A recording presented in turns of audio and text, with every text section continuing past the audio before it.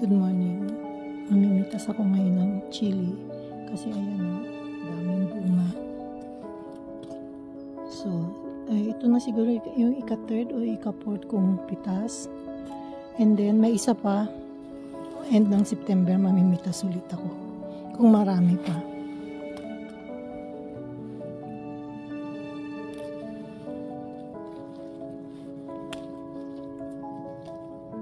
Mga jalapeno to, no?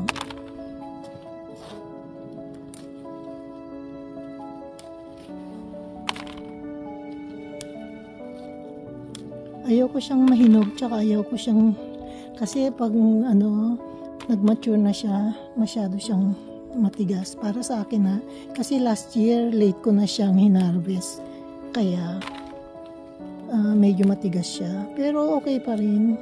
Main thing is hindi siya hinog, ayaw ko siyang hinog.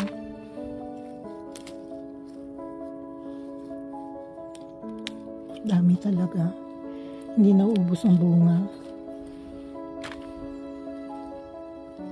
Kukunin ko lahat ng malaki.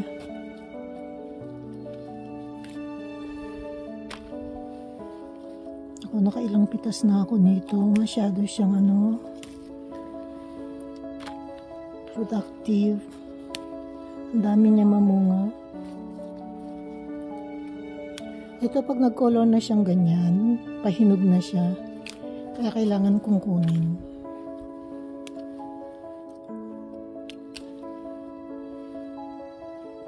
So, palagay ko, ayun. Wala na, lipat tayo dito sa kabila.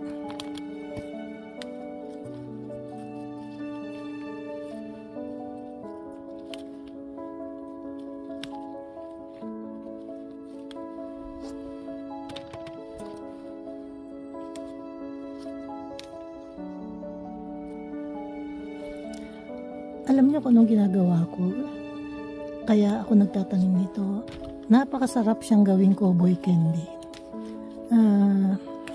Pwede siya maski isang partner sa barbecue. Saan pa ba? Sa ramen.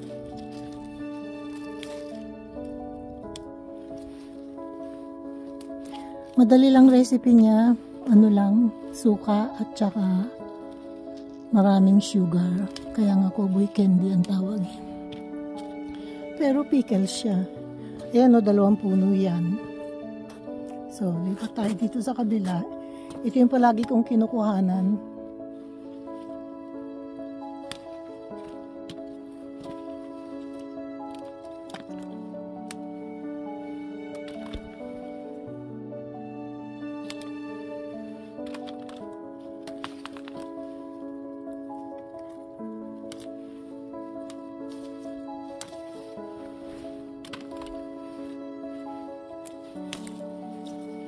Masipag talaga ito mamunga, maski yung chili. Actually, ang gusto ko chili.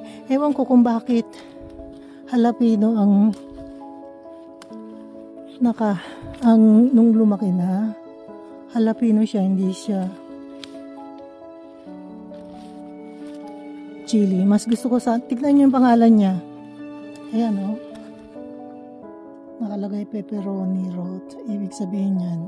Yan ang gusto kong bilhin. Yan yung gusto kong yan lahat. Oh, ito pa. Pero nung namunga, hindi naman siya chili. Anong pangalan nun?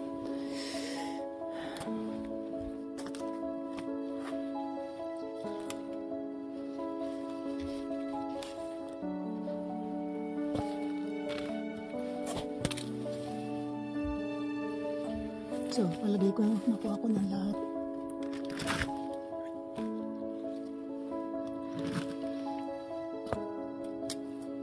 Lipat tayo sa kabila, mayroon pang isa-isa dito. So, bali 3-4 na puno. Okay na to. Mayroon pa akong hindi pa na process last time, kaya siguro mga 3 bote din to. Tapos yung mga paprika, ayan o. Yung mga tawag dyan, bell pepper. Ang dami ng bunga. Ito yung mga kamatis. Kunti na lang siya, pero may bunga pa rin. Ito, ang lakas ng ulan kagabi, kaya basang-basa itong mga kamatis. Mga tira-tira na lang yan. Yung iba kukunin ko siguro, yung iba hindi na siguro. Ito pa.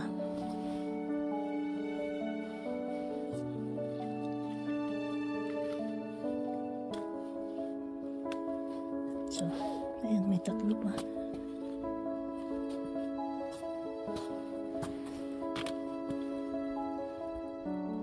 So, ito na lahat. Ito yung mga sinya, oh. Di ba ang gaganda? Ito yung sunflower. Ngayon pa lang mamumulaklak kasi natabunan siya ng zucchini. Tapos yung mga roses nagbalikan na yan. Ito yung mga sinya. Sinya. Puro sinya to. Tinanim ko yan from seeds. Mixed color, no? Multicolor. Iba-ibang kulay. Pero ito, kaya isang kulay lang to. Isang puno lang yan. Yan yung unang-una sa lahat. Tapos yung nasa baba, puro kamote na yan. Tsaka kale.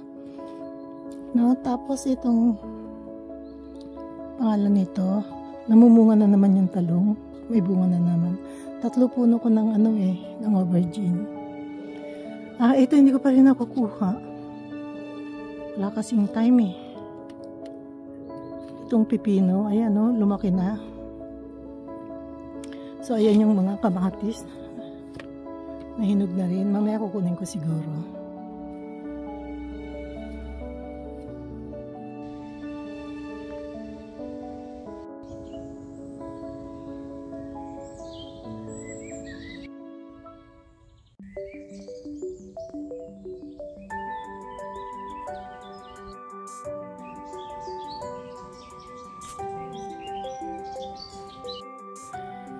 Iba tayo dito. Pipitasin ko na lahat ng apples dito sa punong to, ha. Ayan, maski umuulan. Kukunin ko siya lahat. Lahat ng abot ko, kukunin ko. Pero abot ko naman lahat yan eh. Ayan,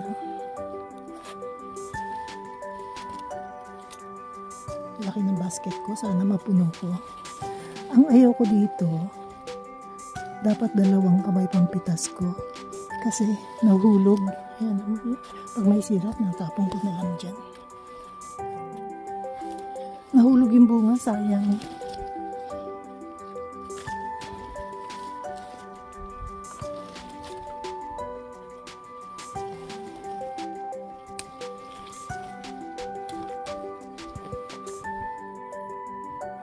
Grabe, this year ang dami talagang bunga. At saka, nahintay ko siyang mahinog. Kasi usually green pa lang, kinukuha ko na siya.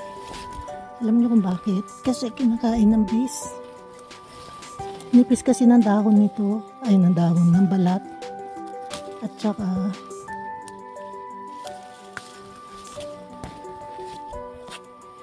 early apples yan, kaya kailangan pitasin ng maaga. Grabe, nakasayad na halos sa lupa.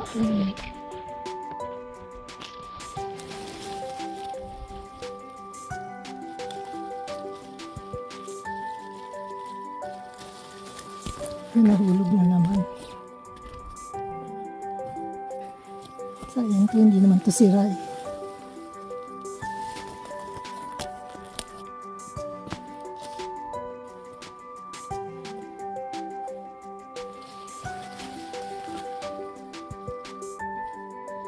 Grabe, ang daming bunga. Paano po yan? Pa-process lahat. Kailangan dito i-bake. At saka gawing compote. And then i-freezer. Pwede rin gawing juice. Grabe, ang lalaki. Dahan-dahan lang kasi pag di ko nakuha, nahulog.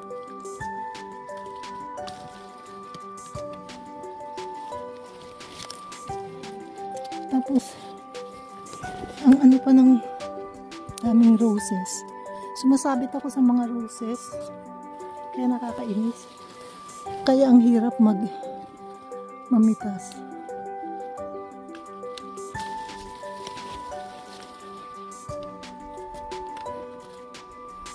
Grabe, ang dami pa rin.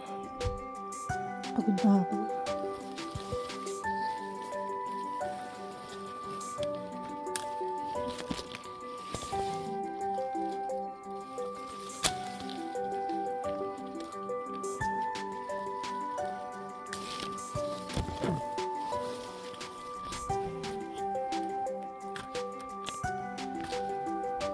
Tama lang pala yung basket.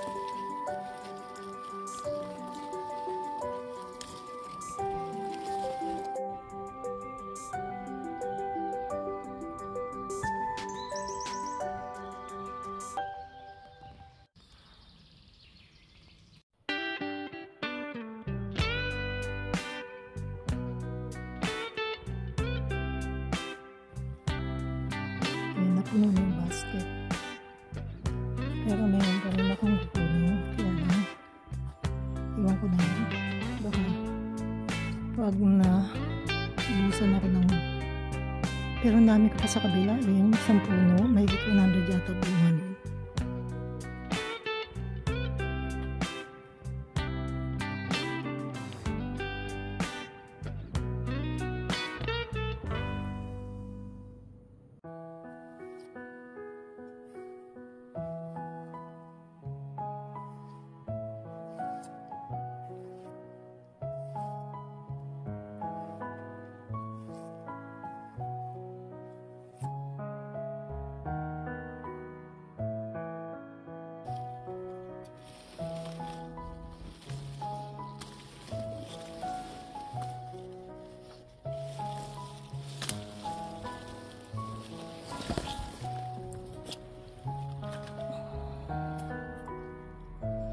Yan, ang dami na, pero ang dami ko pang kukunin. Ayan pa, oh. Ang dami pa rin nakasabit.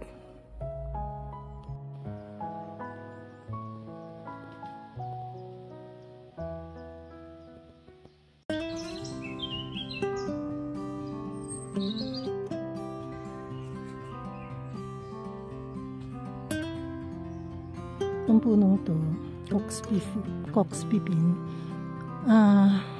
Hindi yan niluluto, kinakain niya ng fresh na hinog. Kaya nahayaan ko lang dyan. Pag kailangan ko, kumukuha lang ako 1-2. Ang daming prutas ngayon. Ayan, o. Itong Asian pear, pag kumuha din ako 2-3. Although hinog na silang lahat, pwede nang i-harvest. Hindi naman namin makain sabay-sabay. So, ayan, ang dami. Yun po. Ito, ang dami bunga. Tapos, ang last na i-harvest, itong queen sa yan. Oh. Pag nagdilaw yan, bandang October pa yan eh. Pwede nang i-harvest. Ewan ko kung abutan ko pa yan. Sana September pwede na. Para ako na mamimitas, papahingi ko sa kapitbahay. No? So, dito tayo sa harap. Yung mga patatas, pwede nang kunin. Sana may bunga, patay na lahat yung puno. Lahat yung halaman, patay na. Tsaka lilinisin ko ito, ang gulo. Ayan, oh. Tapos ito, yung silage na,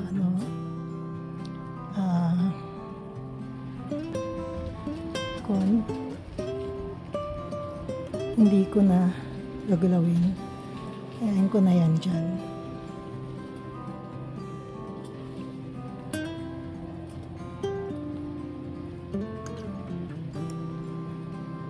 Tapos itong mga grapes, pahinog na rin. Ayan, oh.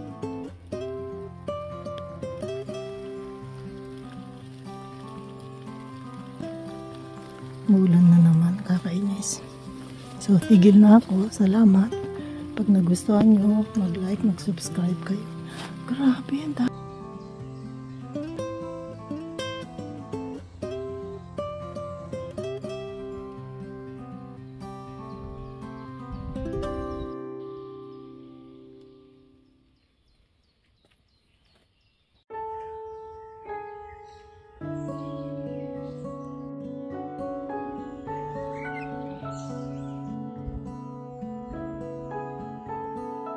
So, yan ang harvest of the day.